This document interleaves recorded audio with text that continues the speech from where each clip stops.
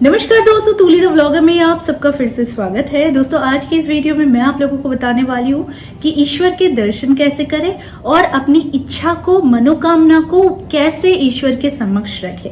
लेकिन इसके लिए बहुत जरूरी होता है कि आप ईश्वर के दर्शन कैसे करते हैं, और वो सारी चीजें आज की इस वीडियो में मैं आप लोगों को बताने वाली हूँ। क्योंकि हम दर्शन तो सभी करते हैं, लेकिन क्या हमें मालूम है कि किस प्रकार से ईश्वर के समक्ष जाकर, सामने जाकर उनके दर्शन कैसे करने चाहिए और कैसे उन्हें अपने दिल में उतारना चाहिए और अपने दिल की सारी बातें, हो सकता है कह सकते हैं आप, नहीं तो बिना कहे भी ईश्वर को कैसे समझा सकते हैं, वो सारी चीजें आज के इस वीडियो में। लेकिन हमेशा की तरह आगे बढ़ने से पहले चैनल को सब्सक्राइब कीजिए, बेल बटन को दबाइए। वीडियोस अच्छी लगती है तो लाइक, शेयर एंड कमेंट करना बिल्कुल भी मत भूलिए। आगे बढ़ते हैं दोस्तों। सुंदर मन और स्वच्छ मन, ये एक आभा होती है जो इंसान को बताने की जरूरत नहीं होती है, वो अनायास ही उसके व्यक्तित्व से, पर्सनालिटी से दिखने लग जाती है। तो आपका मन जितना सुंदर है, जितना पवित्र होगा, उतना ही ज्यादा आप में वो चीजें बाहरी जो भी एनर्जीज है वो आपको देखकर अट्रैक्ट होनी शुरू हो जाती है। क्योंकि जिसका मन अच्छा है, जिसका मन में स्वच्छता है, वो इंसान हमेशा हर अच्छी चीजों के साथ ही जुड़ना चाहता है। और उसे, जिसका मन अच्छा होता है, स्वच्छ होता है, उस इंसान को बुरी एनर्जी का भी आभास बहुत जल्दी हो जाता है। तो आज मैं बात कर रही हूँ कि मंदिर में जब जाते हैं, ईश्वर के जब दर्शन करते हैं, तो वो दर्शन कैसे होने चाहिए। ईश्वर के समक्ष हम सिर्फ एक कण हैं, छोटे से कण हैं, बच्चे हैं, और अपने माता पिता यानी ईश्वर है, उनके पास हम अपनी इच्छाएं बताने के लिए जाते हैं। कभी कभी उन्हें धन्यवाद देने भी चले जाते हैं, है ना, या फिर सिर्फ दर्शन के लिए कि मुझे मन में शांति की जरूरत है, तो मुझे सिर्फ दर्शन ही करना है, मुझे उनके साथ कुछ समय बिताने हैं। लेकिन क्या आप लोगों को मालूम है कि डायरेक्ट आई कांटेक्ट ईश्वर के साथ नहीं करना चाहिए, क्योंकि यहाँ पर बात आती है सम्मान की। आप ईश्वर को किस तरीके से सम्मान दे रहे हैं, उनकी जो एनर्जी होती है वो एनर्जी आप कैसे ग्रैब कर रहे हो, वो पॉजिटिव एनर्जी आप लेने के लिए रेडी भी हो कि नहीं। ठीक, पहले तो आप ईश्वर के समक्ष जाइए, खड़े हो जाइए। उसके बाद घुटने टेक के, अगर मंदिर में है तो घुटने टेक कर बैठ जाइए और सीधे आई कांटेक्ट नहीं कीजिए, बल्कि सीधे उनके चरणों पर आपकी दृष्टि पड़नी चाहिए। शुरू में ही उनके चरण पर आपकी दृष्टि होनी चाहिए। उसके बाद धीरे धीरे आपकी जो आंखें हैं वो धीरे धीरे उनके पैर से लेकर ऊपर होती हुई सिर्फ आंखों तक पहुंचकर ही, उनके ललाट तक पहुंचकर ही आंखें बंद कर लीजिए।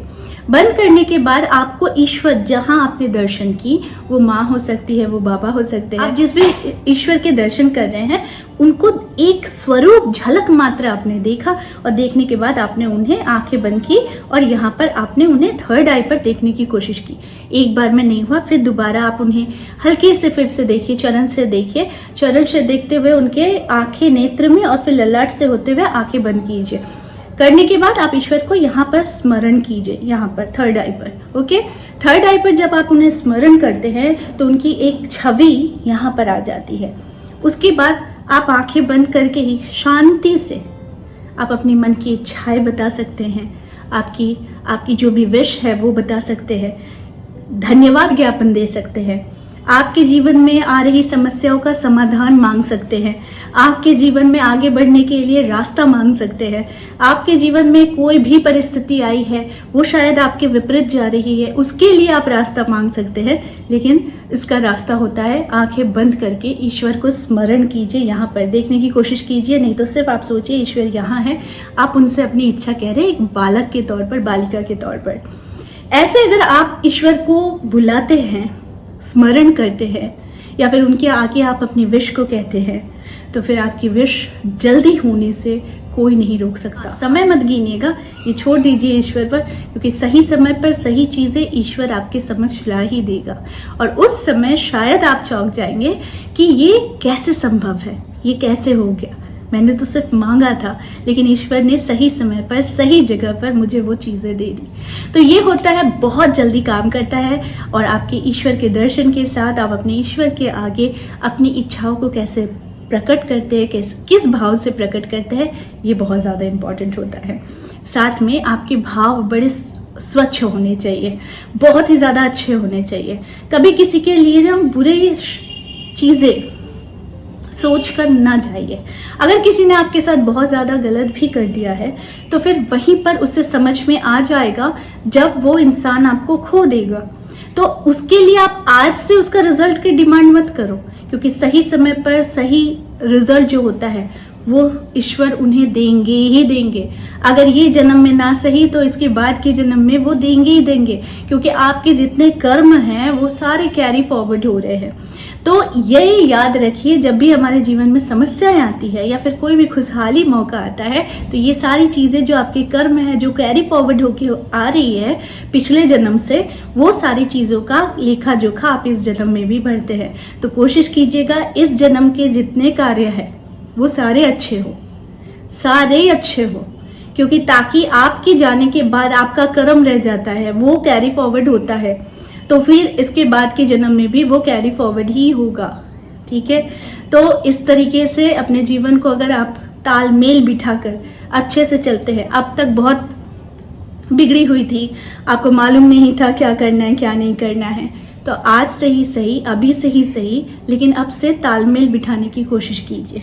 जो इंसान ईश्वर की शरण पे होता है उस इंसान को कभी किसी चीज़ के लिए सोचना नहीं पड़ता है।